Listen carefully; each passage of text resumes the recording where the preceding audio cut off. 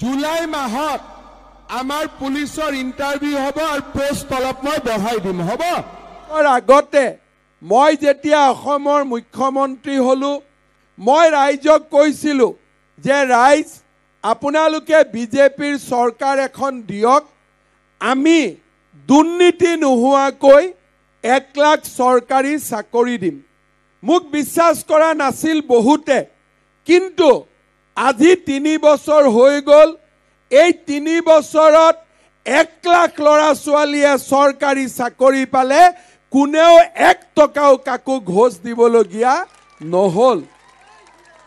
এতিয়া আমি কি ঠিক কৰিছো যে এই বছৰ আমি অসমত আৰু 50,000 নতুন ল'ৰা ছোৱালীক চৰকাৰী চাকৰি দিম। 50,000 ল'ৰা ছোৱালীক আৰু আমি চৰকাৰী চাকৰি দিম। ল'ৰা ছোৱালীক আমি 10 নম্বৰ এক্সট্ৰা কৰি দি দিম, যাতে চাকৰি নোহোৱা ঘৰত চৰকাৰী চাকৰি হ'ব পাৰে।